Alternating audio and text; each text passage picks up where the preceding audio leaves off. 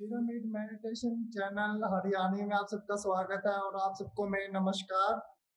तो हमारे pyramid meditation channel Haryanvi का सबसे पहला रूल है नो वेस्टेज ऑफ टाइम। हमें अपना और किसी का भी समय बर्बाद नहीं करना और नो वरी नो हरी। तो इसको ध्यान में रखते हुए हम अपना सेशन की शुरुआत करेंगे। तो आज का विषय है हमारा लीला तुम शाश्वत हो। तो अध्याय 2 से हमने इसकी शुरुआत की है। तो कल का भी हमारा सेशन रहा था और आज का सेशन हमारा अब आगे बढ़ाएंगे हमारे मास्टर संगीता जी। तो संगीता जी प्लीज। हाँ, धन्यवाद सुमित जी।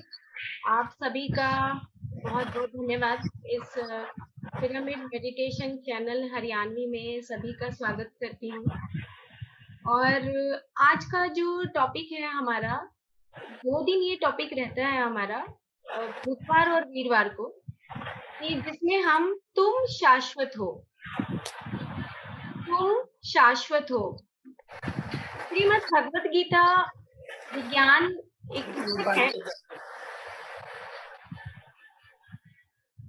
श्रीमद् भगवत गीता विज्ञान एक पुस्तक है जिसमें ब्रह्म ऋषि पितामह पत्री जी ने उस गीता को के जो वो सिद्धांत हैं वो बहुत ही अलग तरीके से बताए हैं।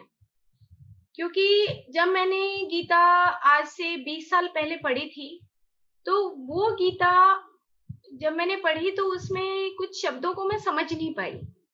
जैसे कि उदाहरण के तौर पर कि अगर हम कृष्ण की बात करें और अर्जुन की बात करें, तो कृष्ण कौन है और अर्जुन कौन है, ये दोनों चीजें हमें समझनी पड़ेंगी कि आखिर ये जो पात्र हैं, इसमें पात्र में पूरे श्रीमद् भगवत गीता विज्ञान में इन दोनों की जो बातें हो रही हैं, ये आखिर किस चीज को दिखा रहे हैं, डिपिक्ट किस चीज को कर रहे हैं।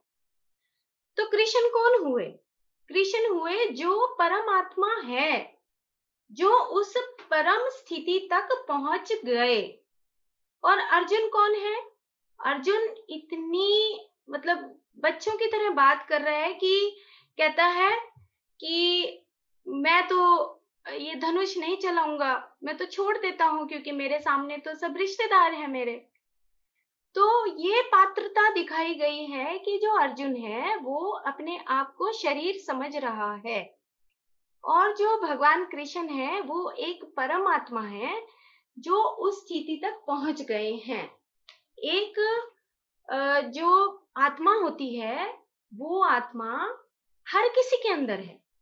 तो इन्होंने ये शुरुआत करी कि जो गीता है उसमें लिखा मम आत्मा सर्वभूत आत्मा, कि सब में वो ही आत्मा निवास करती है। किसमें किसमें निवास करती है? सभी जीवों में वो ही आत्मा निवास करती है। तो हमें ये बात समझनी है कि जो हमारे चारों तरफ अगर पौधे भी हैं, अगर उस मिट्टी के अंदर भी कहीं कोई छोटे से छोटा जीव भी है, उसमें भी वही आत्मा का निवास होता है। और अगर कोई छोटे से छोटा पक्षी भी है, पशु भी है, उसमें भी वही आत्मा निवास करती है। ये बात यहाँ पर समझाई गई है शुरू में ही कि इस गीता के अंदर जो दो चीजें हैं, दो पात्र हैं, उसको हमें समझना है। हमें भगवान कृष्ण की फोटो पता है कि भगवान कृष्ण कैसे थे, हम उनकी पूजा करते हैं, हम उनको नतमस्तक होते हैं, एक परम आत्मा की स्थिति में नतमस्तक होते हैं। और जो अर्जुन है वो उनके आगे बैठे हैं हाथ जोड़ के, और उनसे वो उपदेश ले रहे हैं। तो इन दोनों में क्या फर्क हो गया कि जो कृष्ण है वो परमात्मा है और जो अर्जुन है वो अपने आप को शरीर समझ बैठा है। तो ये जो दूसरा अध्याय है इसमें बताया गया, हर एक श्लोक में यही बताया गया है कि तुम आत्म तत्व हो, तुम आत्म ज्ञानी हो, तुम योगी नहीं हो अर्जुन, तुम अभी योद्धा हो। तुम्हें योद्धा नहीं रहना है, योद्धा के साथ साथ तुम योगी बनो। अगर तुम योगी बनोगे तभी तुम जान पाओगे कि तुम्हारे सामने जो आत्माएं हैं, जिस भी शरीर में है, चाहे वो कौरव है चाहे वो पांडव है, उनके अंदर जो आत्म तत्व है तुमने वो बात समझनी है। इसीलिए तुम्हें यहाँ पर धर्म और अधर्म के बारे में तुम्हें ये पता करना है कि मैं धर्म की तरफ से ये युद्ध लड़ रहा हूँ। ये जो लड़ाई है ये धर्म और अधर्म की है। तो ये बात हमें समझनी है कि यहाँ पर जो भगवान कृष्ण है और जो अर्जुन है वो अपने आप को क्या समझ रहे हैं। एक और उदाहरण देती हूँ। हम कहते हैं अल्लाहू अकबर, है ना। तो जो अल्लाहू अकबर है वो जूम सेशन है अल्लाहू अकबर। तो अल्लाहू अकबर में अल्लाह कौन है? भगवान है, परमात्मा है। अकबर कौन है? जो अपने आप को शरीर समझ रहा है। सिंपल, मुश्किल नहीं है समझना। इसलिए चाहे हम भगवान कृष्ण और अर्जुन की बात करें, चाहे हम कहें अल्लाहू अकबर, अल्लाह परमात्मा, ईश्वर, भगवान, खुदा, परमात्मा, और जो अपने आप को शरीर समझ लिया है उसमें सभी लोग जितने भी यहाँ पे शरीर रूपी इस यहाँ पे बैठे हैं, संगीता, किरण, दया मैडम, रानी, हम सब शरीर हैं। तो शरीर का नाम तो कुछ भी हो सकता है, अकबर भी हो सकता है, अर्जुन भी हो सकता है, भीम भी हो सकता है, लेकिन उन सबके अंदर कौन है? उन सबके अंदर मैं ही विराजमान हूँ, आत्मा ही विराजमान होती है। ये बात यहाँ पे हर जगह पे यही बात समझाई है कि मम आत्मा सर्वभूत आत्मा। ये बात हमें समझनी है कि सबके अंदर वो ही आत्मा विराजमान है। ये गीता का एक तरीके से सार है कि जिसमें ये बताया गया है कि बार बार भगवान कृष्ण उसको कह रहे हैं कि तुम योद्धा तो हो लेकिन योगी नहीं हो। योगी कौन होता है? योगी वो होता है जो पिछले जन्म भी जानता है और जो आगे होने वाला है उसका भी आभास होता है। वो सही योगी होता है। योगी कौन होता है? जो अपने पूर्व जन्मों के बारे में जानकारी रखता है और दूसरों के पूर्व जन्मों के बारे में भी जानकारी रखता है, वो सही योगी है। तो यहाँ पे भगवान कृष्ण ने अर्जुन को हर अध्याय में यही उपदेश दिया है कि तुम्हें अभी अपना गांडीव छोड़ना नहीं है। तुम एक योद्धा हो और योद्धा जो होता है वो अगर वीर मरण को भी प्राप्त हो जाएगा तो भी तुम वीर कहलाओगे, लेकिन अगर तुम अपना धनुष छोड़ देते हो तो तुम फिर वीर नहीं कहलाओगे। तुम्हें यहाँ पे योगी होने का भाव रखना है, तुम्हें योगी बनना है, तुम्हें आत्मज्ञानी बनना है। ये बात यहाँ पे समझाई है। तो गीता को अगर हम शुरू करें कि गीता का अर्थ क्या है, तो गीता बताती है कि गीता का मतलब है कि जो सुर प्रधान है, जो गाई जा सकती है, गायन की तरह बताई जा सकती है। और सुर प्रधान का मतलब एक और भी है कि जब महर्षि वेदव्यास बता रहे थे तो जो ये हमारा विशुद्धि चक्र होता है, यहाँ से मुख अरविंद से जो भी चीज निकलती है वो एक आत्मज्ञानी, एक अनुभवी व्यक्ति से निकलती है। अनुभव होना एक होता है, आप एक पुस्तक पढ़ रहे हो और उसकी जानकारी ले ली है, लेकिन एक होता है ज्ञान प्राप्त कर लेना, दर्शन कर लेना, अपनी आंखें बंद करके वो दर्शन शास्त्र आ जाना, आत्मज्ञानी बन जाना। वो कैसे आएगा? वो आता है ध्यान करने से। अगर हम प्रतिदिन ध्यान करते हैं तो हम आत्मज्ञानी बन जाते हैं, हम योगी बन जाते हैं, हम ध्यानी बन जाते हैं और फिर आने वाले टाइम में हम ऋषि भी बन जाएंगे। ऋषि का मतलब ये नहीं कि हम छोड़कर कहीं चले गए हिमालय पर्वत पे, ऐसा नहीं है। ये हमारा जो हम शब्दों को बहुत छोटे तरीके से समझते हैं कि अच्छा ऋषि तो वो होते हैं या संत वो होते हैं, है ना, या अवतार वो होते हैं कि जो हिमालय पर्वत पे रहते होंगे। लेकिन गुरु नानक जी भी अवतार थे, भगवान श्री कृष्ण ने भी वहां पे देवकी के घर पे जन्म लिया और यशोदा ने उनको पाला। तो अवतार तो घर में परिवारों में ही रहते हैं, वहीं पे वो जन्म लेते हैं। वो कहीं हिमालय पर्वत जाने की हमें जरूरत नहीं है। आज हम घर में बैठे हुए योगी बन सकते हैं, ऋषि बन सकते हैं। और गीता एक चीज और बताती है कि ये जो सुर प्रधान है, जहाँ पे आपका विशुद्धि, एक शुद्धता आए, जब आपका अनुभव हो जाए जीवन में, आप भी परमात्मा बन जाएंगे। ये इस बात को यहाँ पे दोनों जो पात्र हैं उसमें यही बात समझाई गई है कि हम ज्यादातर अपनी जिंदगी में अपने जो भी काम करते हैं हम शरीर समझ के करते हैं। हम ये सोचते हैं कि यही परिवार है, यही घर है, यही बच्चे हैं और यहीं पे पैसा और ये सब कुछ यहीं पे है। लेकिन भगवान कृष्ण ने एक बात कही है यहाँ पे कि जिसमें बताया है कि चैतन्य चैतन्य शब्द दिया है। जो चैतन्य शब्द है वो उसका मतलब है कि अगर हम इंग्लिश में उसको बोलेंगे डायनेमिक, यानी कि जो बदलता रहे। चैतन्य का मतलब है कि आप शरीर बदलता रहता है लेकिन आत्मा कभी नहीं बदलती। ना आत्मा मरती है ना जन्म लेती है, वो सिर्फ उस शरीर के अंदर आती है और शरीर के अंदर आके अनेक शरीरों को जन्म परंपरा के रूप में धारण करती है। तो यहाँ पे ये बात समझाई है कि हम क्या समझते हैं। अगर एक आम साधारण इंसान है जैसे अर्जुन है या वो अकबर है या वो कोई भी इंसान है, संदीप है, कोई कविता है, कोई भी एक शरीर के रूप में उसका नाम है, तो वो क्या समझता है कि ये जो हम इस धरती पे आए हैं तो इस धरती पे हम सिर्फ जन्म ले लिया और मर जाएंगे, इसके बीच का जो जीवन है बस वो ही जीवन है। लेकिन भगवान कृष्ण इस दूसरे अध्याय में बता रहे हैं कि जैसे एक शरीर, फटे हुए कपड़े हम छोड़ देते हैं, उसी तरीके से जो शरीर है वो पहले बच्चा होता है, फिर उसके बाद युवा होता है, फिर वो और बड़ा होता है, उसके बाद फिर वो मेच्योर होता है और उसके बाद वो बूढ़ा होता है और उसके बाद मर जाता है। और जो मृत्यु जिसकी हुई है उसका जन्म भी निश्चित है और जिसका जन्म हुआ है उसकी मृत्यु भी निश्चित है। इस दूसरे अध्याय में एक एक चीज इतनी बारीकी से समझाई है कि अगर हम ये अपने जीवन में उतार लें, अपने जीवन में अपने जीवन में उतार लें और उसको जीने लगे, तो मैं कहती हूँ कि ये हम एक आत्मज्ञानी बन जाएंगे और हम एक योगी बन जाएंगे। योगी घर में ही योगी बना जाता है, बाहर योगी नहीं बनते हैं। घर छोड़ के जाना भी योगी बनना नहीं होता। तो योगी कौन है? जो अपने घर में ही आत्मज्ञानी है, जिसको पता है कि गीता हमें क्या डिपिक्ट करती है, क्या बताती है, पात्र का मतलब क्या है, कृष्ण का मतलब क्या है और अर्जुन का मतलब क्या है।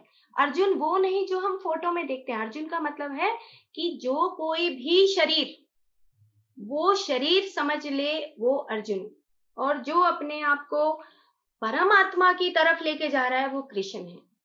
तो महर्षि वेदव्यास भी परमात्मा है, महर्षि कश्यप भी परमात्मा है। कितनी सारी परमात्माएं हैं जो हमें बार बार यही शिक्षा देते हैं कि तुम आत्मज्ञानी बनो, तुम योगी बनो। तो यहाँ पर गीता का ये अर्थ बताया गया। दो अर्थ आपको बताए कि एक तो जो सुर प्रधान हो, जो गाया जाए, जो विशुद्धि चक्र यानी कि जो आपकी स्व अनुभव से आए उसको बताया जाए, तो वो एक गीता है। दूसरा कि जो गीता है उसमें हम ये मानते हैं कि एक लाइन खींच देना, जैसे तेलुगु भाषा में मैं पढ़ रही थी कि तेलुगु भाषा में लिखा है रेखा, एक लाइन खींच देना, एक लकीर खींच देना। लकीर खींच देने का मतलब होता है कि ये देखो, ये एक तेज धार है, तलवार की धार है और इस धार के अगर इधर आ गए तो आप शरीर बन के अपना काम करोगे, और ये धार है अगर इधर गिर गए तो आप फिर ये सोचोगे कि नहीं मैं आत्मज्ञानी हूँ, मुझे उसके अनुसार ही काम करना है। ये गीता का मतलब बताया गया है। इसीलिए बार बार हमने यहाँ पर नाम दिया है श्रीमद् भगवत गीता विज्ञान। ये विज्ञान है, ज्ञान के साथ विज्ञान का मतलब विशेष ज्ञान। विशेष ज्ञान इस गीता में बताया गया है कि ये विशेष ज्ञान है। अगर ये विशेष ज्ञान आप ले लेते हो तो आपको सारे शास्त्रों का जो सार है वो आपको गीता के इन 18 अध्यायों में मिल जाएगा। ये गीता का मतलब है। अब बात आती है जब हम एक श्लोक पढ़ते हैं और श्लोक में पढ़ते हैं कि यदा यदा ही धर्मस्य, गलानिर्भरति भारत, ये आमतौर पे जब गीता महाभारत दिखाई जाती है तो उसमें बार बार ये श्लोक चलता है। हम धर्म को कैसे समझें? बार बार वो बोलते हैं कि धर्म और अधर्म की लड़ाई है, और धर्म जो व्यक्ति करते हैं, जो सत्य सत्य होते हैं, जो सात्विक होते हैं, उनकी रक्षा करने के लिए भगवान श्री कृष्ण ने अवतार लिया था।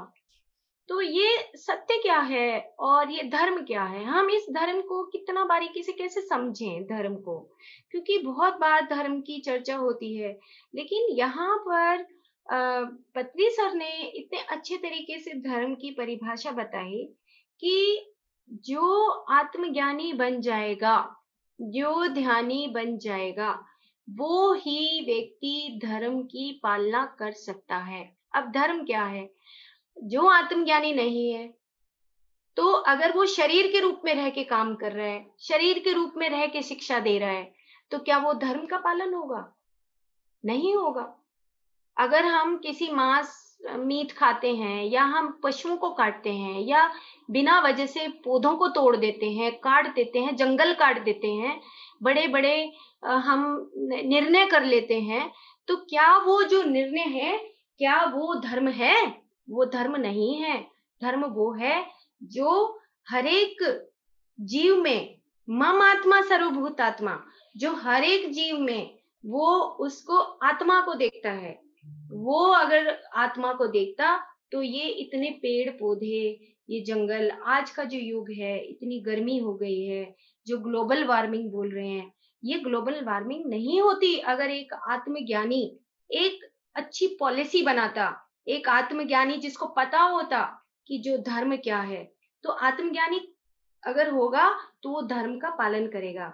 मेरे को फिर एक बीच में बात याद आ रही है कि मैंने कई बार यहाँ पे चर्चा की है कि जो मैं एक पुस्तक पढ़ रही थी, त्रेता युग में सीता माँ थी, तो उनकी जो एक मेड थी मीनाक्षी, तो एक पुस्तक है अनटोल्ड स्टोरी ऑफ सीता माँ।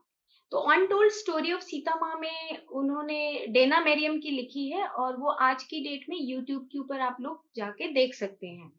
तो उसमें बताया कि जो सीता माँ थी वो धरती से जन्मी थी। उस काल में भी उन्होंने ये बताया कि जो आश्रम में ऋषि रहते थे, तो वो एक कहानी उन्होंने छोटी सी बताई उसमें, कि जब उन्होंने देखा कि वहां पे हर्मिटेज, उन्होंने इंग्लिश में एक शब्द दिया है कि वहां पे जब ऋषि किसी जंगल में आश्रम बनाते हैं, तो उस आश्रम में कुछ पेड़ ज्यादा काट लिए।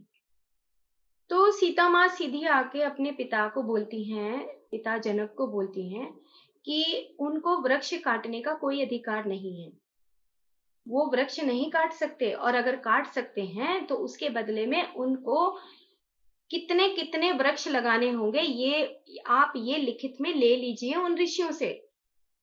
ये बात उस टाइम की है, त्रेता युग की। तो सीता माँ कौन थी? सीता माँ एक आत्मज्ञानी थी। सीता माँ को आत्मज्ञान था कि मैं अगर धरती से जन्मी हूं, तो धरती के पास मेरे जितने भी पौधे हैं, उन सब में भी वही आत्मा विराजमान है। मम आत्मा सर्वभूत आत्मा। किताब की बात नहीं है कि हम किताब में लिख दें मम आत्मा सर्वभूत आत्मा, या एक पढ़ाई के तौर पे पढ़ ले कि ठीक है मम आत्मा सर्वभूत आत्मा, सभी जीवों में आत्मा होती है, और फिर हम काट भी दें। ऐसा नहीं होना चाहिए। धर्म क्या है? धर्म का पालन करना, आचरण करना, आचरण में आना। अगर आचरण में नहीं है तो किताब की झूठी बातों का कोई फायदा नहीं, अगर हम उसको आचरण में नहीं लाते हैं। तो हमें इन चीजों का यहाँ पे इस चैनल के माध्यम से सबको जागरूक करना है। सभी व्यूअर्स सुन रहे हैं, सभी ज्ञानी हैं, सभी आत्मज्ञानी हैं, उनको दूसरों को भी बताना है कि मम आत्मा सर्वभूत आत्मा। उस जमाने में, त्रेता युग में, सीता माँ जनक के पास आके बोलती हैं कि पिताजी, जहां पे मैं गई थी अभी उस आश्रम में, वहां पे पेड़ जो है ज्यादा काट लिए हैं, ये नहीं चलेगा। इसके बदले में या तो आप पेड़ लगाइए, नहीं तो उनको पेड़ काटने का कोई अधिकार नहीं है। ये त्रेता युग की डेना मेरियम ने, आप यूट्यूब पे सुनेंगे तो आपको क्लियरली पता लगेगा कि क्या उस युग में भी कितना मतलब चिंतन होता था। तो फिर 3 चीजें हो गई कि हम जब गीता पढ़ते हैं तो उसके एक शब्द को सही रूप से समझें, नंबर 1। नंबर 2, हमने गीता समझ ली कि ओके ठीक है, भगवान कृष्ण कौन है? परमात्मा। वो तो परमात्मा है। कहाँ से? आत्मा से विमुक्त आत्मा, विमुक्त आत्मा से परमात्मा बने। अब ये सीढ़ी है, हम भी उसी सीढ़ी के ऊपर ही हैं। लेकिन अर्जुन कौन है? अर्जुन तो शरीर है, उसमें कोई भी किसी का भी नाम हो सकता है। अर्जुन की जगह भीम भी हो सकते हैं, कोई भी हो सकते हैं। उसमें संगीता भी हो सकती है, उसमें इंद्रावती भी हो सकती है, किरण भी हो सकती है। सब शरीर है, ये शरीर के नाम है ये सब कुछ। आत्मा अंदर है, उस आत्मा के नाम नहीं है ये। तो यहाँ पे एक एक श्लोक भरा पड़ा है ज्ञान का, एक एक श्लोक जो महर्षि वेदव्यास ने जो चर्चा की, उसमें एक एक श्लोक में इतना गहरा बताया गया है कि हम जब किसी भी जीव में हम उसमें आत्मा देखते हैं तो हम उसको खत्म नहीं कर सकते। यही धर्म का रास्ता है। धर्म बहुत सिंपल है समझना। मुझे भी नहीं पता था 10 साल पहले। गीता तो पढ़ ली थी, लेकिन गीता आज से 20-22 साल पहले 4 बार गीता पढ़ी, नहीं समझ आया। यही मम आत्मा सर्वभूत आत्मा समझ नहीं आई। लेकिन जैसे ही पढ़ी गीता तब समझ आया कि हर जीव में वही आत्मा वास करती है। तो धर्म क्या हुआ? धर्म हुआ कि जो आत्मज्ञानी है, जो ध्यानी है, वो जो अपना आचरण करता है वो ही धर्म है। उसमें संग बुद्धि नहीं इस्तेमाल होती। संग बुद्धि का मतलब समाज की बुद्धि। समाज की बुद्धि अलग होती है और एक प्रज्ञा अलग होती है। बार बार यहाँ पे दूसरे अध्याय में प्रज्ञा बोला गया, बार बार बोला गया आत्मज्ञान, बार बार बोला गया ज्ञानी, बार बार बोला गया योगी। अब ना हमें योगी समझ आए, ना हमें आत्मज्ञानी समझ आए, ना हमें प्रज्ञा समझ आए। संघ बुद्धि मतलब जो हम समाज से इकट्ठी करते हैं, वो जो समाज की इकट्ठी की हुई बुद्धि है, वो बुद्धि कौन सी है? वो मन की बुद्धि है। और जो दूसरी बुद्धि कौन सी है? दूसरी बुद्धि है प्रज्ञा, जो स्व अनुभव से आती है। जो स्व अनुभव से आएगी वो ही प्रज्ञा है। प्रज्ञा मतलब अब लिख दिया प्रज्ञा अपराध। प्रज्ञा अपराध का मतलब, प्रज्ञा अपराध का मतलब ये हुआ कि मैंने एक बार पेड़ काट दिया, गलती कर दी, वो होता है क्रिया, कर्म नहीं क्रिया। एक दिन गलती करी, लेकिन अगले दिन मैं फिर पेड़ काट दूं, उससे अगले दिन कुछ नहीं फर्क पड़ता, पेड़ काट दिया, तो वो प्रज्ञा बन जाता, कर्म बन जाता है। यानी कि प्रज्ञा अपराध, तुमने जानते हुए भी गलती करी है, तुम प्रज्ञा अपराधी हो। बार बार यहाँ पे हर श्लोक में ये बताया कि तुम जागो, तुम जागो। अगर तुम जागोगे नहीं तो तुम आत्मज्ञानी कैसे बनोगे? आत्मज्ञानी नहीं बनोगे तो तुम धर्म का आचरण नहीं कर सकते। कैसे आचरण करोगे तुम? तो यहाँ पे भगवान कृष्ण अर्जुन को बार बार यही समझा रहे हैं कि वो हाथ जोड़ के बैठा है और भगवान कृष्ण ऊपर से उनको बता रहे हैं, अपनी मुख अरविंद से वो स्व अनुभव बता रहे हैं। परमात्मा है वो शरीर है, इधर परमात्मा है, इधर वो शरीर। उसमें नाम दे दिया है कि ये कृष्ण है, ये अर्जुन है, ये नाम है सिर्फ। तो ये हमें नाम के रूप में ही डिपिक्ट करना है। ऐसा नहीं कि अर्जुन ही हो सकता है, यहाँ पे कोई और व्यक्ति नहीं हो सकता। कोई और व्यक्ति भी हो सकता है जो अपने आप को शरीर समझ रहा है, वो सब अर्जुन है।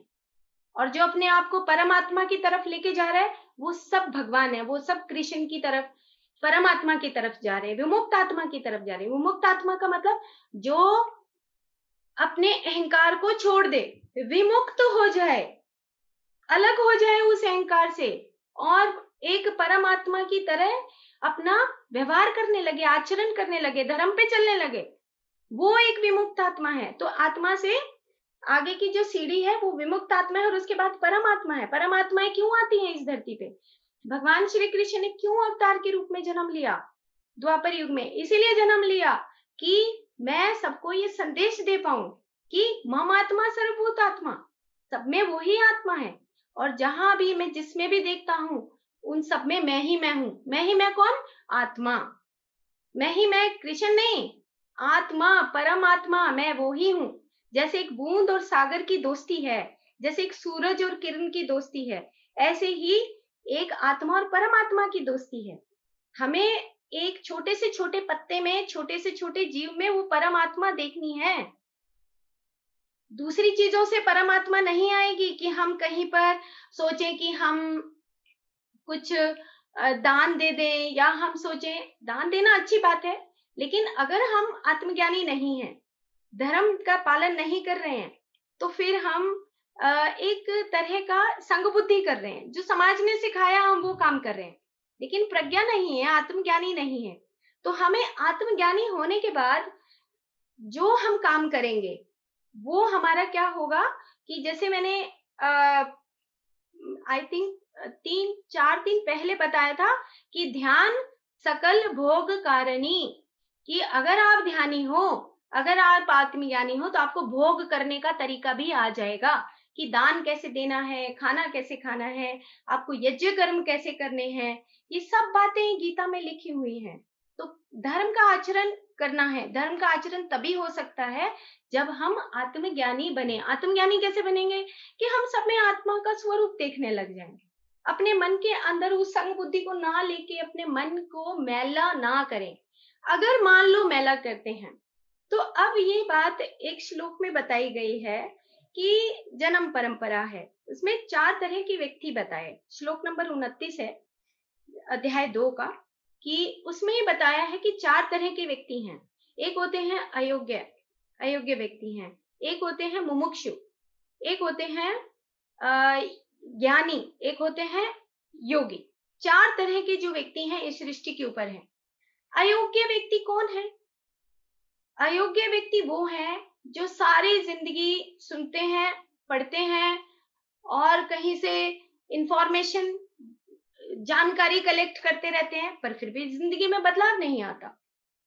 तो इसीलिए उन्होंने कहा कि जन्म परंपरा, जन्म परंपरा है ये, कि एक जन्म में हम उस परंपरा के हिसाब से सीखने के लिए आते हैं इस धरती पे। कोई बात नहीं, अगर नहीं सीखा अगले जन्म में सीखेंगे, लेकिन सीखना तो पड़ेगा। अयोग्य से हमें मुमुक्षु की तरफ जाना ही पड़ेगा।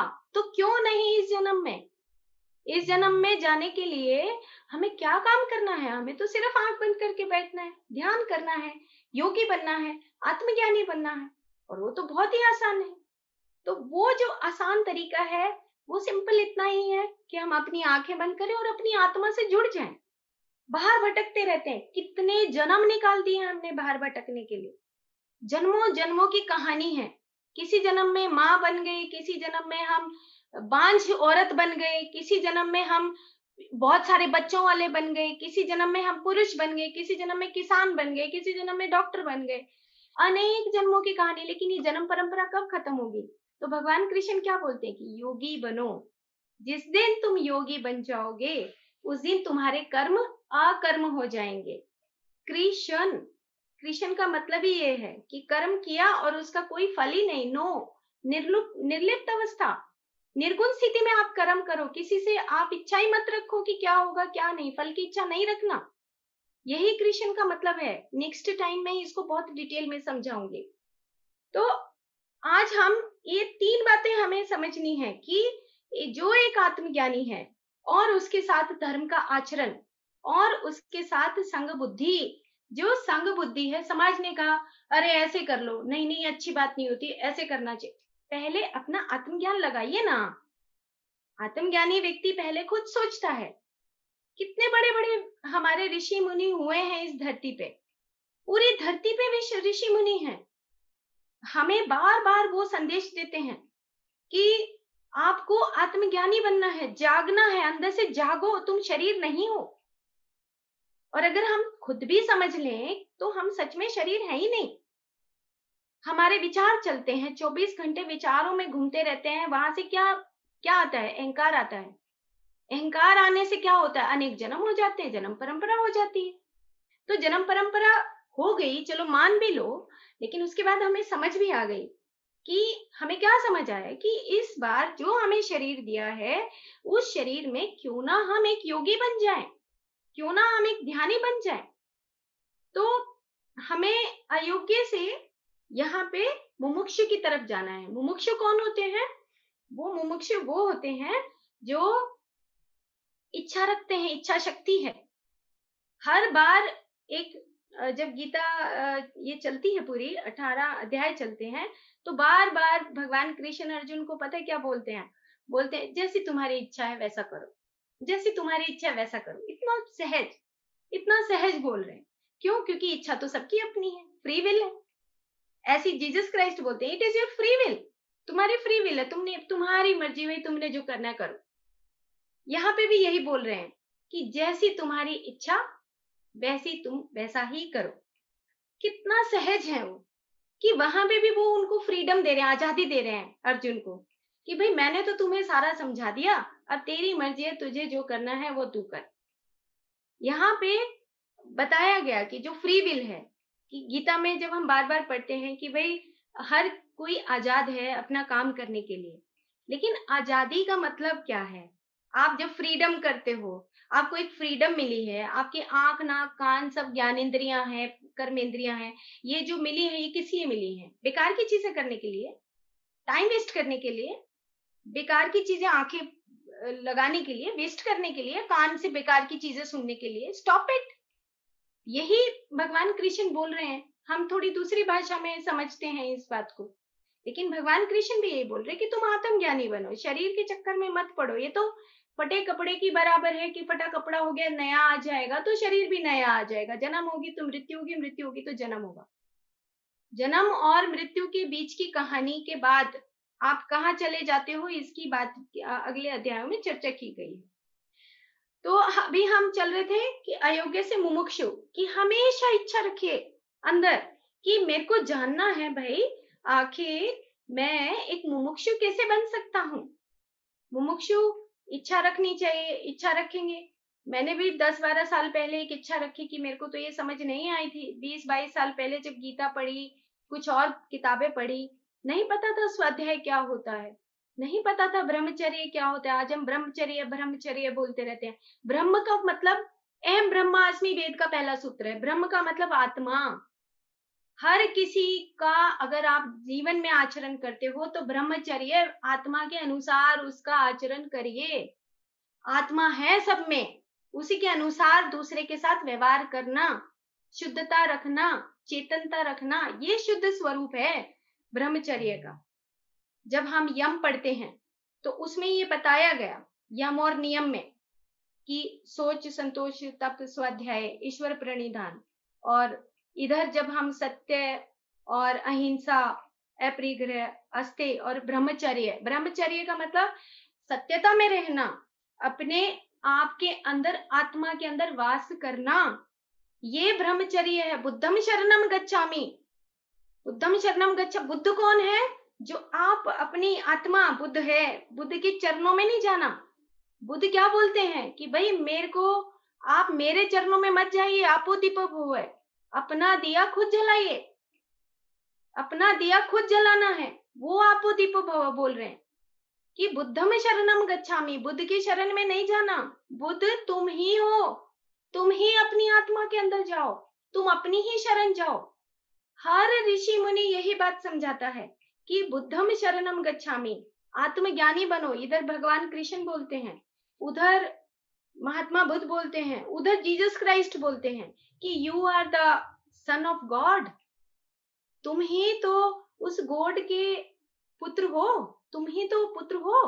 पुत्र का मतलब सूरज और किरण, समुद्र और बूंद, सिंपल है। इसी तरीके से हर जो हमारे अलग अलग ऋषि मुनि हुए, उनने यही बात समझाई अलग अलग तरीके से। कोई किसी तरीके से समझता है, कोई किसी तरीके से समझता है, लेकिन बात एक ही है कि मम आत्मा सर्वभूत आत्मा, बात वही बात बताई है। तो हमें ये बात बहुत अच्छे तरीके से अपने जहन में उतार देनी है कि जहां पर वो सब एक ही है, खुदा, ईश्वर, अल्लाह, भगवान, गॉड, सब एक ही चीज है, कोई भेदभाव नहीं है।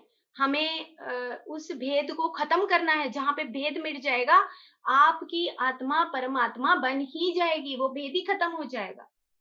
यही भेद खत्म करने के लिए इन 18 अध्यायों में भगवान कृष्ण ने अर्जुन को एक संदेश दिया है। वो एक पात्रता के रूप में, जैसे हम कहानी बताते हैं, एक बच्चे को हम ये कहेंगे कि एक चिड़िया थी, एक तोता था ना, और एक जंगल का राजा था, शेर था। तो इसी तरीके से यहाँ पे भी यही बात समझाई गई कि एक भगवान कृष्ण है जो परमात्मा है, एक अर्जुन है जो शरीर के रूप में है, जो शरीर समझ बैठा है। वो कहता है कि नहीं, मैं तो युद्ध करूंगा ही नहीं, क्योंकि मेरे तो सामने मेरे सारे रिश्तेदार हैं। तो वो समझा रहे हैं कि भाई तू इनके अंदर वो आत्मा देख, आत्मा तो मरती नहीं है, इसलिए यहाँ तो धर्म और अधर्म की बात है सिर्फ। तुझे तो वो बात समझनी है, और तुम ये मत समझ कि ये किसी काल में थे ही नहीं। आप जब कभी महाभारत सुनते होंगे तो उसमें बताया भी है, वो हमेशा बोलते हैं भगवान कृष्ण कि तुम ये मत समझो कि किसी काल में ये थे ही नहीं और या ये नहीं रहेंगे, क्योंकि हर जन्म में जन्म परंपरा के अनुसार उनको जन्म लेना ही है। हर बार हम अलग अलग शरीरों में जन्म लेते हैं, ये जन्म परंपरा है। लेकिन इस जन्म परंपरा को खत्म करने की कहानी बताई गई है। एक मुझे और पुस्तक याद आ रही है बीच में ही, मैंने एक पुस्तक पढ़ी थी, 1000 seeds of Joy, Ananda Karunesh का लिखा हुआ था वो पुस्तक। और आनंदा करुणेश भी यूट्यूब पे जाएंगे तो उनके अंदर साक्षात लक्ष्मी माँ और सरस्वती माँ आकर बोलती हैं। जैसे गुरु नानक जी के मुख अरविंद से वो साक्षात परमात्मा बोलते थे, ऐसे ही उनके भी साक्षात बोलती हैं वो। तो जब वो पुस्तक मैं पढ़ रही थी तो उस पुस्तक से मुझे बात याद आई कि उन्होंने रावण और राम का बात किया है। तो उन्होंने रावण का के बारे में बताया कि रावण की नाभि में तीर लगा था। तो रावण की नाभि में ही तीर क्यों लगा? अब मैं यहाँ से अयोग्य से मुमुक्षु की तरफ और योगी और ज्ञानी और योगी की तरफ जा रही हूँ। तो उन्होंने नाभि के अंदर तीर लगा, क्यों लगा? नाभि क्या चीज बताती है? नाभि के बारे में उन्होंने बहुत अच्छे तरीके से विस्तार से बताया हुआ है उस पुस्तक में कि जो हमारा नाभि चक्र होता है, ये हमारा हर किसी का अहंकार, मतलब कि हम अपनी ईगो के रूप में, अपने अहंकार के रूप में यहाँ पर ज्यादातर पेट का दिक्कत, ये बीमारियां ये इसीलिए आती हैं क्योंकि चारों तरफ हम अपने अहंकार रूपी उसमें जीवन में उलझे रहते हैं। तो अहंकार के बारे में उन्होंने बताया है। उन्होंने बताया कि रावण के पास सारा ज्ञान था, रावण थर्ड आई मास्टर थे, बहुत ज्ञान था उनके पास, लेकिन अहंकार था। सेम इसी तरह महाभारत में भी जो कर्ण है उनके बारे में भी उन्होंने वो चर्चा की हुई है कि वो एक बहुत ही सात्विक पुरुष थे, लेकिन उन्होंने अधर्म को चुन लिया। अब गीता क्या कहती है? गीता है लकीर, एक रेखा है कि आप क्या चुनते हो क्या नहीं चुनते हो, शरीर चुनते हो या आत्मा चुनते हो। तो कर्ण ने भी क्या चुना? अधर्म को चुन लिया। इधर जो रावण थे उन्होंने अहंकार को चुन लिया कि ज्ञान तो है, मैं तो ज्ञानी हूं, मेरा जितना ज्ञान तो किसी के पास नहीं है, लेकिन अहंकार था। तो अहंकार जब होता है तो वो ज्ञान जो है काम नहीं करता है। ये सत्य बात है, शाश्वत है। ये उन्होंने जो सरस्वती माँ है उनकी चैनलिंग से उन्होंने लिखा हुआ है कि जिसके पास ज्ञान हो लेकिन अहंकार हो तो वो ज्ञान ज्ञान नहीं रहता, वो अज्ञान बन जाता है, बाद में वो नाश का कारण बनता है। तो अब मैं क्यों बता रही हूँ यहाँ पर ये बात? मैं इसलिए बता रही हूँ क्योंकि ये बात अगर हम समझ लेते हैं, अपने जीवन के अंदर उतार लेते हैं, इस कुरुक्षेत्र में, कुरुक्षेत्र कौन कौन है? कुरुक्षेत्र हम ही तो हैं। कुरुक्षेत्र रोज छोटी छोटी चीजों पे हम कुरुक्षेत्र की तरह हमें धर्म और अधर्म को डिसाइड करना पड़ता है, निर्णय लेना पड़ता है कि ये धर्म और अधर्म कौन सा रास्ता चुने। हम ही कुरुक्षेत्र हैं। तो उसमें जो अगर हमारे पास अहंकार है तो अहंकार के बाद हमारा जो बुद्धि है वो भ्रष्ट हो जाता है, खत्म हो जाता है, हम मोह में आ जाते हैं। हमारे अहंकार की वजह से हमारा जो ज्ञान है वो अज्ञान बन जाता है, हमारा जो ज्ञान है हम अज्ञानी बन जाते हैं, अयोग्य बन जाते हैं। तो अहंकार जो है, तो क्या हुआ लास्ट में जब उनको तीर मारा भगवान राम ने, तो जब पता लग गया था कि ये जो दो आत्माएं हैं, ये एक का ही दो रूप हैं। तो इस पुस्तक में ये बताया है कि एक सोल दो अलग अलग रूप से जन्म ले सकती है, और वो दोनों एक ही चीज थे। और इन दोनों का जैसे एक सिक्का होता है, उसके दो पहलू हम बोलते हैं, एक सिक्के के दो पहलू हैं, ऐसे ही भगवान राम को ये पता लग गया कि मेरा ही रूप है, मेरा ही रूप है, जो धर्म और अधर्म का दोनों का बीच का मिलन अब होने वाला था। रावण को भी पता लग गया कि मेरा ही एक रूप राम है। तो जब तीर लगा उससे पहले रावण जो है उनके चरणों में गिर जाते हैं, और वो ये कहते हैं कि मुझे पता लग गया कि मैं अहंकार था मेरे अंदर, और ये अहंकार मैं ना समर्पण करता हूँ तुम में। मैं अब समर्पण भाव से मैं तुम्हारे चरणों में अपना मस्तक टेक के मैं इस अहंकार को हमेशा हमेशा के लिए मिटा रहा हूँ। तो ये बताते हैं कि उनको उस वक्त वो एनलाइटेंड हो गए थे। तो उनको एनलाइटन का मतलब वो जागरूक हो गए थे, या मोक्ष, एक छोटी सी भाषा में हम ये कहें मोक्ष मिल गया था, ऐसे समझ सकते हैं। लेकिन जब हम इस अहंकार को छोड़ देते हैं, जब हम इस अहंकार को के सरेंडर कर देते हैं, समर्पण भाव आ जाता है, तो हम आत्मज्ञानी बन जाते हैं। तो उसी वक्त हमें आत्मज्ञान आने लगता है, और तीसरी आंख अपने आप फट जाती है। तीसरी आंख अगर किसी की है भी, तो वो तीसरी आंख काम नहीं करती जब तक हमारा नाभि के ऊपर जो अहंकार है वो बैठा है। इसीलिए हम आम तौर पे जब किसी की चिकित्सा भी करते हैं, तो उसमें भी हम यही बात बताते हैं कि आपको अपना ये जो शरीर रूप में, मन रूप में आप अहंकार जहाँ पे पकड़ के बैठे हो कुछ कुछ चीजों को, कई बार होता है ना कि हम घर की रोजमर्रा की जिंदगी में कहते हैं बस जो मैंने कह दिया वो पत्थर की लकीर है, अब बदलेगा नहीं। छोड़ दो ये सब चीज। लिबरेशन, लिबरेशन का मतलब क्या है? सहज हो जाओ, सरल हो जाओ, कोमल हो जाओ। जो एक आत्मज्ञानी है वो सहज हो जाता है, उसको समझ आ जाती है। क्योंकि उन चारों तरफ जो इंसान है, वो इंसान अपने शरीर रूप में समझ नहीं पाते हैं कि हम हैं कौन। लेकिन जिसको समझ आ गई वो सहज हो जाता है, उसको पता लग जाता है कि भाई इसने तो ये करना है, ठीक है मैं स्वीकार करती हूँ कि मेरे परिवार में ऐसे सदस्य हैं, या मेरी सोसाइटी में ऐसे सदस्य हैं। हम एक ही तरीके से उनको ज्ञान दे सकते हैं, क्योंकि जब हम आत्मज्ञानी हो जाएंगे, तो आत्मज्ञानी होने के बाद हमारा ही धर्म का रास्ता, आचरण उनको सिखा देगा कि हाँ भाई ये धर्म है और ये अधर्म है। तो जैसे कि मैंने पहले भी उदाहरण दिया था कि मान लो कि मैं एक ऐसी नौकरी करने लगी जहाँ पे मैं मुर्गे काट रही हूँ, बकरे काट रही हूँ, सुअर काट रही हूँ, या ऐसे टेस्टिंग कर रही हूँ जहाँ पे एनिमल्स की टेस्टिंग होती है। वो शायद एक धर्म का रास्ता नहीं है। वो मैं एक ऐसी वैज्ञानिक नहीं बन सकती जहाँ पे ऐसी टेस्टिंग चलती है।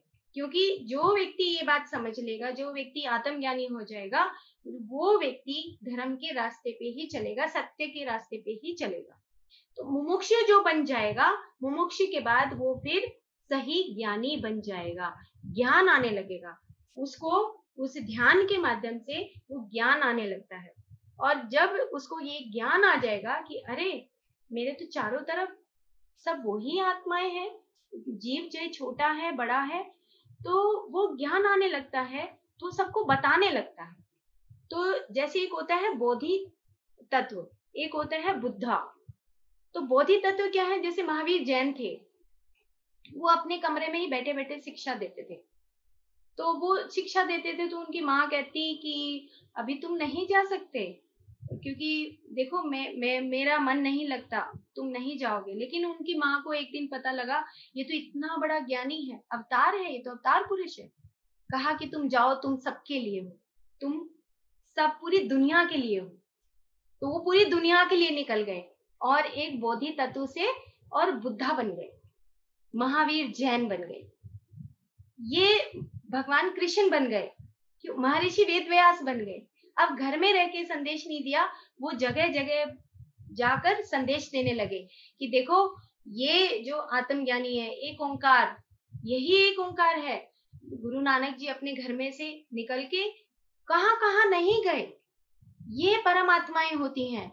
हर कोई, जितने भी बड़े बड़े हमारे ऋषि मुनि हुए, वो सब परमात्माएं हैं, वो यहाँ पे संदेश देने के लिए आते हैं। महर्षि वेद व्यास, महर्षि दयानंद सरस्वती, स्वामी विवेकानंद, कितने ही महर्षि रमन, महाअवतार बाबा, लहरी महाशय, युक्तेश्वर गिरी जी, कितने ही, जीसस क्राइस्ट, सबने वो महात्मा का दर्जा लिया, जिन्होंने बताया कि हाँ, महात्मा, महा का मतलब जो इस पूरे संसार को समझने लगा। महत का मतलब चारों तरफ जो संसार है, चारों तरफ जो ब्रह्मांड है, उसको समझ लिया जिसने, वो कौन है? वो महात्मा है। वो महात्मा, वो ऋषि है, वो महर्षि है जिसने, और फिर महर्षि तो हम भी हो सकते हैं जिसने चारों तरफ ब्रह्मांड को समझ लिया। वो एक शरीर रूपी नाम दे दिया गया, लेकिन शरीर रूपी नाम तो कोई भी हो सकता है। आज जो हम आर्य समाज में हवन कराते हैं, मैडम बताती हैं, हाँ, कोई योग बताता है, कोई आसन बताता है, कोई प्राणायाम, ये महर्षियों से कम है क्या? महर्षियों से कम नहीं है। क्यों? क्योंकि ये पूरे समाज को एक संदेश दे रहे हैं कि तुम योग करने के माध्यम से तुम अपने शरीर को स्वस्थ रख सकते हो, अपने मन को स्वस्थ रख सकते हो, अपनी बुद्धि को स्वस्थ रख सकते हो। ये कोई छोटा काम नहीं है। इसके लिए आपको दिल से काम करना पड़ता है। अनाहत चक्र, यहाँ पर दूसरे अध्याय में एक चीज और भी बताई है कि जब हम ये चारों जन जान गए कि एक अयोग्य होता है, उसके बाद एक मुमुक्षु होता है, और एक ज्ञानी होता है, और एक योगी होता है। योगी जो बन जाएगा वो जाके जगह जगह संदेश देने लगेगा। योग का मतलब, वो कहते हैं कि योग स्थित होना, स्थित प्रज्ञ होना। स्थित प्रज्ञ का मतलब अब तो उससे नीचे नहीं जा सकता। जो महान आत्माएं हैं, विमुक्त आत्माएं हैं, वो उससे नीचे नहीं जाती, फिर आत्मा रूपी में नहीं आती। वो एक विमुक्त आत्मा, एक स्थित प्रज्ञ आत्मा के बाद वो नीचे जाएंगी ही नहीं, क्योंकि उनको ये पता लग गया कि जो नीचे के जो 3 चक्र हैं, यहाँ पे जो बताया था कि नाभि का जो चक्र है, स्वादिष्ठान चक्र है, मणिपुर चक्र है, और हमारा मूलाधार चक्र, फिर स्वादिष्ठान और मणिपुर में जो नाभि कमल हम बोलते हैं, ये तीनों जब खत्म हो जाए तब हम हृदय चक्र में आते हैं, अनाहत चक्र, जहाँ पे भगवान विष्णु और लक्ष्मी बैठी हैं। ये साइंटिफिक चीजें हैं, विज्ञान है इनके पीछे, कि जब हम निर्लेप हो जाएं, हम ये तीनों चक्रों से, परिवार से विमुक्त हो जाएं, परिवार में रहते हुए विमुक्त हो जाएं, और हम उस विष्णु और लक्ष्मी माँ की तरह आराम से बैठे हैं, क्योंकि मैं तो ऊपर से देख रहा हूँ सब कुछ, कि यहाँ पे नीचे जो ये परिवार है, ये एक मेरा जिम्मेवारी की तरह मुझे करना है, इससे ज्यादा कुछ नहीं है। जैसे माँ जो शब्द है, मैं एक बार मेडिटेशन में बैठी, और मेडिटेशन में बैठने के बाद मुझे माँ शब्द जो हम माँ ऐसे लिखते हैं, और उसके ऊपर जो चंद्र बिंदु है, ये चंद्र बिंदु मुझे दिखाई दिया, और उसके ऊपर ऐसे लगा कि जैसे विष्णु भगवान और लक्ष्मी माँ बैठी हैं। तो जो नीचे का 3 चक्र है, जो माँ बनता है, तो उसकी जो ऊर्जा है, माँ बोलते हैं, तो वो जो ऊर्जा है वो कोई छोटी ऊर्जा नहीं है। वो ऊर्जा इतनी शक्तिशाली है जब आप माँ बोलते हो। और उसके बाद फिर माँ कैसी माँ होती है? माँ निर्लेप होती है, हमेशा भेद नहीं करती किसी भी बच्चे में। वो निर्लिप्तता जब आ जाए उस माँ को, हर एक माँ को आनी चाहिए ऐसी निर्लिप्तता, उसके बाद वो चंद्रमा यानी कि चंद्रमा की तरह आराम से निर्लेप अवस्था में ही वो काम करेगी। उसके बाद बीच में बिंदु आता है जब वो परमात्मा की तरह बिहेव करती है। जैसे आपने मदर टेरेसा का नाम सुना होगा कि परमात्मा की तरह वो बात करती थी, तो उनके लिए सारे जीव अपने ही लगते थे। वो कहाँ जहां से भी लगता है उसी को उठा के वो हॉस्पिटल में उनकी सेवा करती थी। ये है ऐसी परमात्माएं हैं। यहाँ पे दूसरे अध्याय में भगवान कृष्ण यही बात अर्जुन को बार बार समझा रहे हैं कि तू ये शरीर वाला जो रूप है ना, जिससे तू बातें कर रहा है, इसको तू छोड़ दे, इसको छोड़ के आगे चल, क्योंकि अगर तू इसमें उलझ जाएगा तो तुम एक आत्मज्ञानी नहीं बन पाएगा, और अगर आत्मज्ञानी नहीं बन पाएगा तो धर्म और अधर्म को कभी भी नहीं समझ पाएगा, और अगर धर्म और अधर्म को नहीं समझ पाएगा तो तू युद्ध भी नहीं कर पाएगा। इसीलिए तू युद्ध नहीं कर पा रहा है, क्योंकि तू एक शरीर रूप में अपने आप को समझ बैठा है। तो ये जब मैंने इस पुस्तक को, जो मैंने आपको बताया कि 1000 सीड्स ऑफ जॉय, और जिसमें आनंदा करुणेश जी ने ये लिखा है, तो मेरे रोंगटे खड़े हो गए और मेरे को एक ज्ञान मिला अंदर से कि बिल्कुल सही बात है कि हमें अपने जीवन में, अपने इस जीवन के कुरुक्षेत्र में सत्यता को कभी नहीं छोड़ना चाहिए, आत्मज्ञान को कभी नहीं छोड़ना चाहिए। कुछ भी हो जाए, घर वालों को भी ये पता होना चाहिए, समाज को भी ये पता होना चाहिए कि हम सत्य की राह पर ही चलने वाले हैं, हम ही आत्मज्ञानी हैं। ये बात हमें छोड़नी नहीं है। तो अब हम 7:50 हो गए हैं। हम 10 मिनट के लिए आंख बंद करके आज हम अपने ही आत्म स्वरूप को देखेंगे। तो हम सब अपनी आंखें बंद करेंगे, आराम से सहज स्थिति में बैठ जाएंगे, और आज हम शरीर नहीं, हम आत्म तत्व हैं। मैं बोलती रहूंगी और आप सब आराम से बिल्कुल आनंद की स्थिति में उस परम आत्म तत्व की तरह अपने आप से जुड़ जाएंगे। मेरी आती हुई सांस और जाती हुई सांस, कुछ भी नहीं करना, ध्यान है।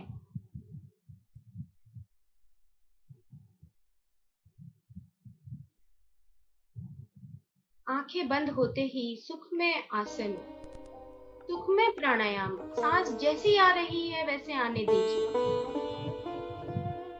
सांस आ रही है और जा रही है।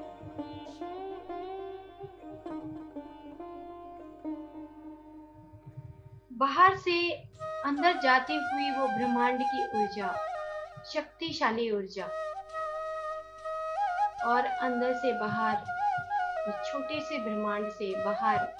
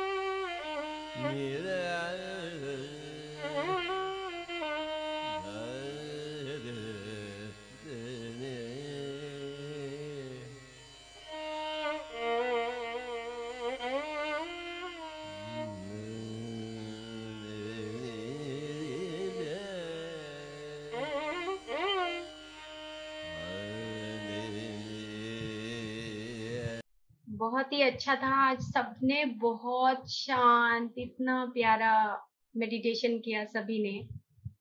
इतनी खुशी हो गई है। और अभी जैसे ही मेडिटेशन खत्म हो रहा था तो मुझे एक चीज ध्यान में आई। हम सब अपनी धीरे से अपनी आंखें खोलेंगे। एक आसान सा तरीका बताती हूँ कि हम परमात्मा कैसे बन सकते हैं। बहुत आसान है।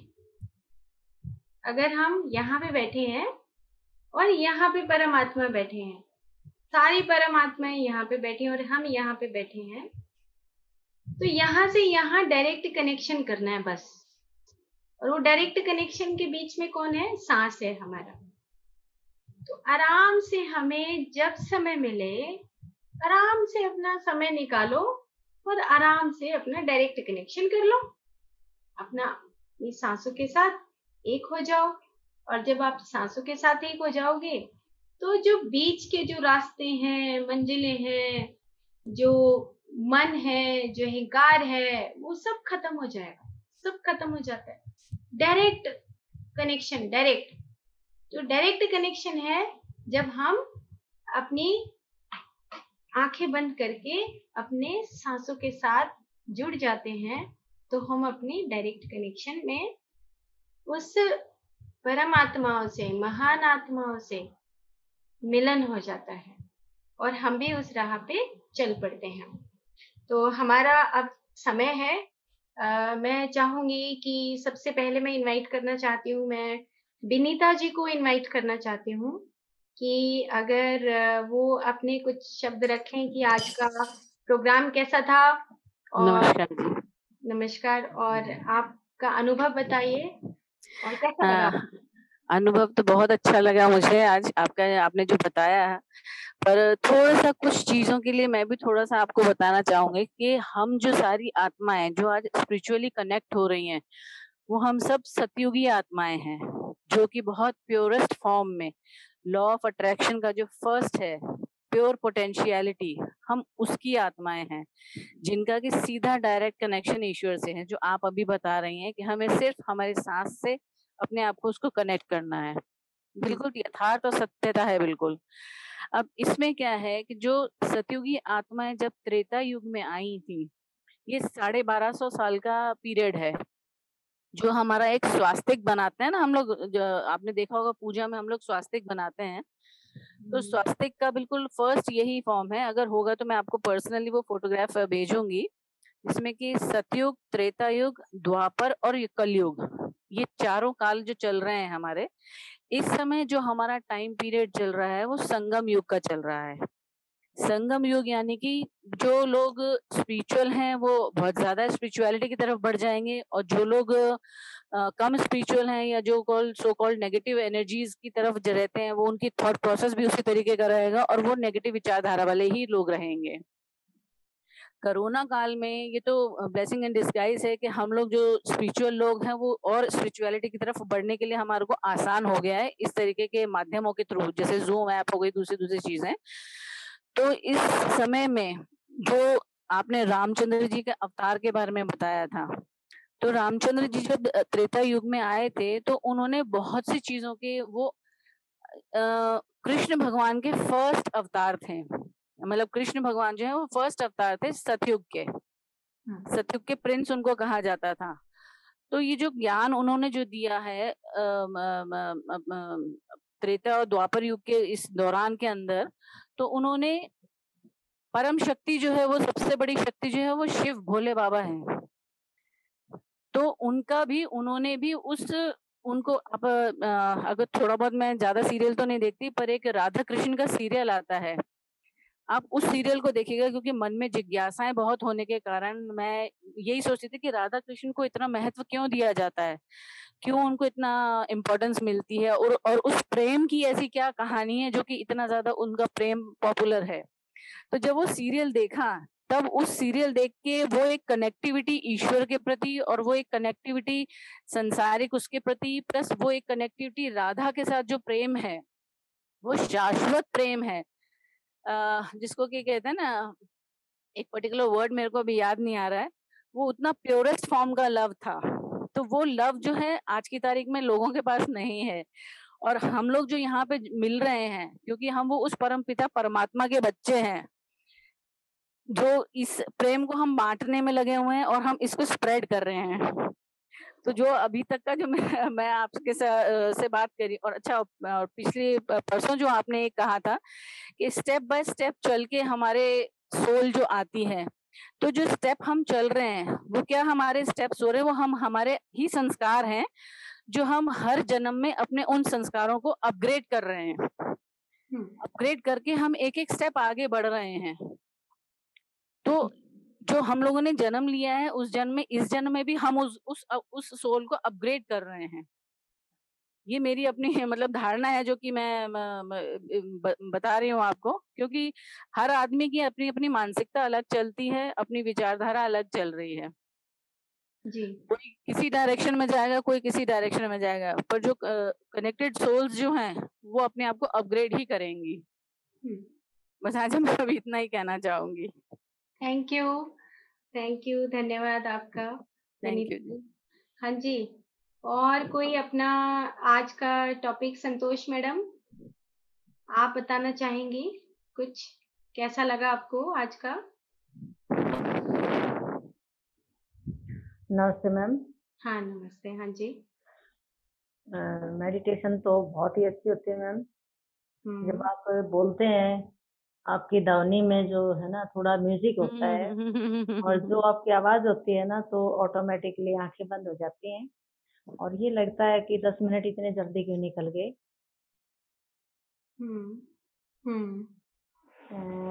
कनेक्टिविटी हुई थी तभी, बस वो आपने 10, 9, 8 तभी गिर दिए। तो लग रहा था कि लंबा चलना था ये तो। कल करेंगे हम ज्यादा।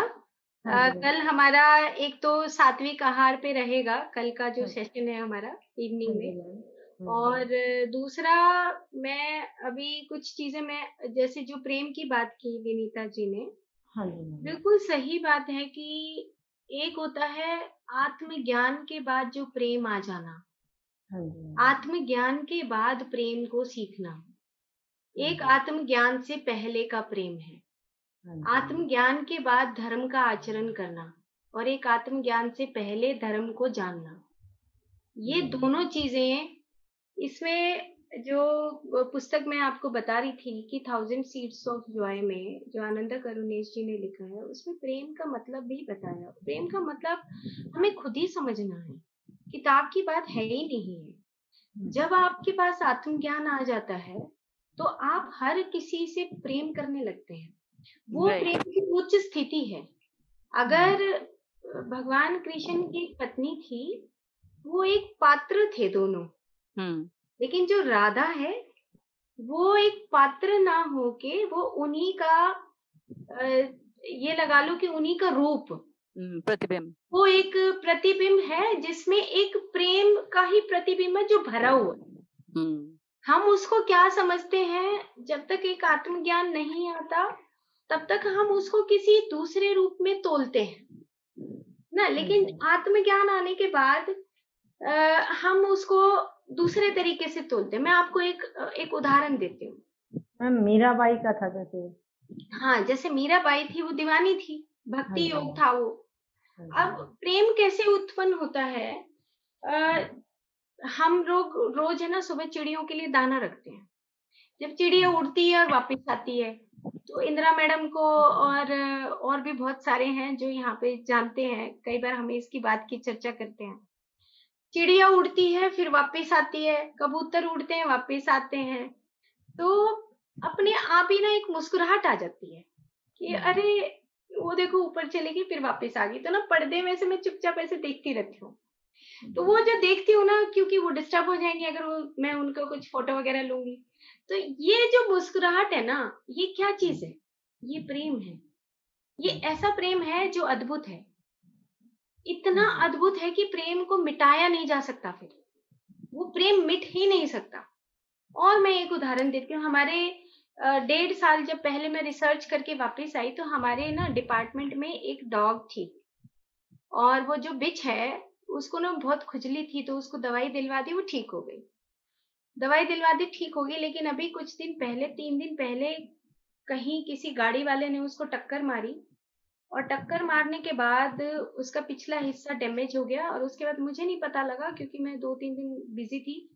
तो बाद में पता लगा कि उसकी मृत्यु हो गई, वो शरीर छोड़ गई। वाइट, प्योर वाइट कलर की बिच थी, और हमेशा वहां जो पिरामिड बना हुआ है उस पिरामिड के पास ही सोती थी। मुझे पता था कि वो एक आम बिच नहीं है, वो एक डिवाइन डिवाइन सोल है। मुझे उसका पता था। मैं उसको इतना अंदर से, उस बिच को मैं जानती थी, वाइटी बोलती थी उसको। अब उसकी मृत्यु हो गई, किसी ने उसको दबा दिया, मेरे को मेरे ड्राइवर ने बताया। मतलब मैं कितना रोई होंगी, मैं तो खुद ही, मुझे पता है कि ये जो एक प्रेम है ना। और क्यों रोई? इसी बात पे रोई कि प्रेम मिट नहीं सकता। ये कौन सा प्रेम है? ये प्रेम कभी मिट ही नहीं सकता। उस दिन से अपने आप ही आधी रोटी अलग से निकल जाती है कि भाई चिड़ियों को डालनी है, मैं नहीं खा सकती इसको, क्योंकि ये उसी की है। पता नहीं अंदर से क्या आता है। ये आत्मज्ञान, ये आत्म प्रेम है। ये हम प्रेम, आत्मज्ञान के बाद एक प्रेम होना, और एक धर्म के रास्ते पे चलना, एक अच्छा आचरण करना, ये आत्मज्ञानी ही कर सकता। और आत्मज्ञानी हमें ध्यान सिखाता है। तो हमें हर जीव के प्रति जो प्रेम का भाव आता है, जो करुणा का भाव आता है, इसको हम करुणा भी बोल सकते हैं। तो ये जो करुणा है, ये अंदर से टपकती है। जैसे आम का रस होता है ना, कई बार हम पढ़ते हैं आयुर्वेदा में कि जो आम का रस है वो पहले क्या था, कच्चा आम था तो खट्टा मीठा था, लेकिन उसके बाद वो पक गया। पकने के बाद उसमें मधुरता आ गई। तो हम भी धीरे धीरे अपनी लाइफ में, अपने जीवन में वो मधुरता की तरफ आते हैं। और मधुरता की तरफ आके हम उस प्रेम रस, वो टपकता रहता है। वो आत्मज्ञान है। आत्मज्ञान के बाद कृष्ण और राधा का प्रेम था, वो एक आत्मज्ञान का प्रेम था। वो मैम एक दूसरा प्रेम नहीं था कि जहाँ आत्मज्ञान नहीं है वहां पे वो प्रेम समझ ही नहीं सकते हम उस बात को। तो ये बात को हम गहरे, ये बहुत गहरा विषय है, हम इसको नेक्स्ट टाइम एक मिनट, एक मिनट मैम, जी। एक इसी से रिलेटेड मैं बताती हूँ आपको अभी। एक बीच अभी हमने बचाई थी, वो दूसरे डॉगी ने उसको काट लिया था। 2-3 महीने उसकी पूरी सेवा बाड़ी करी, वो ठीक ठाक हो गई थी। उसके बाद मैम जैसे इतनी अटैच हो गई वो, उसके पैर को मैंने टच किया, उसका पल्स और मेरा पल्स सेम चल रहा था बिल्कुल। और एक दिन फिर वो गाड़ी के नीचे आ गई, किसी ने बैग करते हुए, सुबह मैं उठी तो मरी पड़ी थी। तो इतना रोई मैं उस दिन उसको, मतलब वो कूड़े वाला भी नहीं उठा रहा है, कोई पड़ोसी कह रहा है आप उठाइए, मैं उठा के, इतना मतलब मुश्किल हो रहा था मुझे उसको देना, डेड बॉडी को देना। और पड़ोसी मतलब देख रहे थे भाई ये कैसे इतना रो रही है एक छोटे से बच्चे के लिए। तो जब अटैच हो जाते हैं तो मतलब उसमें एनिमल में और उसमें कोई फर्क ही नहीं रहता। नहीं बेटा, वो बिल्कुल। इतना गहरा रिश्ता था उसके साथ कि इसके बिना क्या होगा अब। ये मोबाइल में फोटोज हैं उसके, और 2 दिन पहले उसको मैंगो खाना बड़ा पसंद था, तो मेरी बेटी ने जैसे मैंगो, ये बोली मम्मी ये छिल के खा रही थी, तो डेली 1 फाँक मैंगो 2 फाँक मैंगो खिलाया करेंगे। और मैंने उसके पैर को टच किया, पल्स यूँ चल रही, और वो भी खींच नहीं रही थी मेरे से। जैसे शेक हैंड करते हैं हम, हाथ में हाथ डाल लिया, ऐसे ही उस बच्चे ने हाथ दे रखा मुझे, और वो आराम से लेटी हुई। और 2 दिन बाद वो चली गई। तो सच में ये फ़र्क महसूस होता ही नहीं। जैसे अपने बच्चे से माँ कनेक्ट होती है, या अपने क्लोज़ फ्रेंड से जैसे कनेक्ट होती है, ऐसे ही एनिमल से, उससे भी गहरा रिश्ता होता है कनेक्ट का। वो मासूमियत और वो चीज़ें कहीं नहीं मिलती थी। एक और मुझे बात याद आ गई अब। हाँ जी अब मैडम। ऐसे तो बातें तो चलती रहेंगी, चलो 2 मिनट और बात करते हैं, तो फटाफट जल्दी जल्दी खत्म करती हूँ। आपने कहा कि जैसे माँ अपने बच्चे को प्रोटेक्ट करती है, हाँ माँ अपने जी। बच्चे की रक्षा करती है, तो माँ जो है 9 महीने जब गर्भ में रखती है, हाँ जी। तो मैं एक पुस्तक पढ़ रही हूँ जिसके ऊपर सीरीज अभी कर रही हूँ। तो उसमें ये लिखा कि जो पूरी सृष्टि है, जो हमारा प्रकृति है, हाँ जी मैम। ये प्रकृति माँ के गर्भ में है। माँ के हाँ गर्भ जी। का मतलब कि जब तक हम मनुष्य योनि में नहीं आते, हाँ जी। जब तक ये माँ का गर्भ ही समझो। हम्म। अगर माँ के गर्भ में कोई भी परेशानी होती है, तो माँ उसका बदला लेती है फिर। माँ उसका बदला लेने का मतलब कि देखो अभी आंधी तूफान आते हैं, हाँ जी। अलग अलग तरह के भूकंप आते हैं, बाढ़ आती है हाँ ना, जी। कितनी सारी नेचुरल कैलेमिटीज होती हैं। हाँ क्यों? जी। क्योंकि उनके अंदर, जैसे उन्होंने बताया कि जैसे माँ अपने बच्चे की रक्षा करती है, ऐसे हाँ ही जो देवी देवताएं होते हैं, जो हाँ प्रकृति के देवी देवता हैं, जैसे हाँ वरुण जी। देवता हैं। हम पहले गंगा मैया को क्या बोलते थे कि गंगा मैया हमारी देवी है, जी। हम हाँ देवी का जी। रूप मानते हैं हाँ जी। सभी नदियों को, हाँ है जी। ना। ऐसे ही हम सभी पेड़ों को क्या मानते हैं? देव मानते हैं, देवता हाँ मानते हैं। जी। हाँ तो जी। ये प्रकृति के जो देवता हैं, ये एक गर्भ में, माँ के गर्भ में उनकी रक्षा करते हैं। तो हमेशा हर पेड़ के साथ एक देवता होता है। इसीलिए आयुर्वेद में भी कहते थे भाई, जब अगर आपने कोई पत्ता तोड़ना है, तो आप पहले उनसे परमिशन मांगो, कि भाई परमिशन मांगो कि भाई पहले क्या मैं अपने बीमारी को खत्म करने के लिए आपसे पत्ते ले सकता हूँ। हाँ जी। लेकिन आज तो हम ये बात जानते ही नहीं, बस काट रहे हैं जंगल और बड़े बड़े पता नहीं क्या क्या बना रहे हैं, ब्रिज बना रहे हैं। ये हमारा अधिकार नहीं है। माँ के गर्भ को छेड़ने का मतलब है कि तबाही आ जाना। जो आज मैडम अभी बता रही थी कि भी जो ये युग खत्म हो रहे हैं और संगम युग है, और संगम युग से हम एक नए युग की तरफ, रोशनी की युग की तरफ जा रहे हैं। तो एक ऋतु जाती है, एक दूसरी ऋतु आती है, तो उसके बीच में जो संगम चलता है, इसी तरह ये युगों का संगम है, जहाँ पे हमें जागृति होनी बहुत जरूरी है।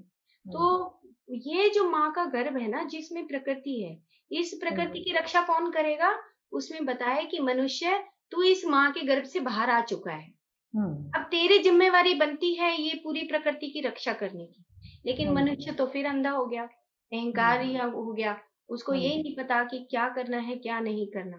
तो जब तक मनुष्य योनि में हम नहीं आते, उससे पहले की जितनी भी योनियां हैं, वो सब माँ का गर्भ बताई गई है। जैसे घास बताया है कि घास जैसे हमारे बाल हैं, ऐसे ही घास, और ऐसे ही जो दीमक है, जो टर्माइट्स बोले हैं उसमें, कि जो छोटे छोटे जीव हैं, वो कभी खत्म नहीं होते इस सृष्टि से। वो हमेशा उनको एक चेतनता के रूप में, एक जीव आत्मा के रूप में उनको धरती को जिंदा रखते हैं। तो वो जो गर्भ के अंदर जो प्रकृति है, उस प्रकृति से जब बाहर मनुष्य आ जाता है, उस पशु योनि से मनुष्य योनि में, तो उस वक्त मनुष्य का ही फर्ज बन जाता है। और हम क्या करते हैं? हमने तो बैल खत्म कर दिए, सब कुछ खत्म करने पे तुले हुए हैं कि भाई चलो बैल नहीं चाहिए, भाई हमें नंदी तो चाहिए नहीं। क्यों? क्योंकि उसका कोई काम नहीं है। ऐसा नहीं सोचना ना, क्योंकि हम एक पूरी जाति को खत्म कर रहे हैं। क्या हमारा अधिकार है उस जाति को खत्म करने का? नहीं है। लेकिन फिर भी हम उसी रास्ते पे। तो मनुष्य को तो आत्मज्ञानी होना ही पड़ेगा। भगवान कृष्ण यहाँ पे यही तो बता रहे हैं कि भाई तुम आत्मज्ञानी बनो। आत्मज्ञानी बनोगे तभी तो तुम धर्म की रक्षा कर सकते हो, धर्म का पालन कर सकते हो। तो आज की बात हम यही समाप्त करते हैं। कल हम फिर से जुड़ेंगे और सात्विक आहार पे चर्चा करेंगे, क्योंकि सात्विक आहार, शाकाहार होना बहुत जरूरी है। तो आज हम विदा लेते हैं, 8:20 हो गए हैं। और कल जो आज का जो कुछ कुछ सबके मन में रह गया, कुछ कुछ बताने के लिए, कल हम उससे फिर वहीं से शुरुआत करेंगे। ठीक है? थैंक यू सबको, धन्यवाद, thank you so much. Thank you.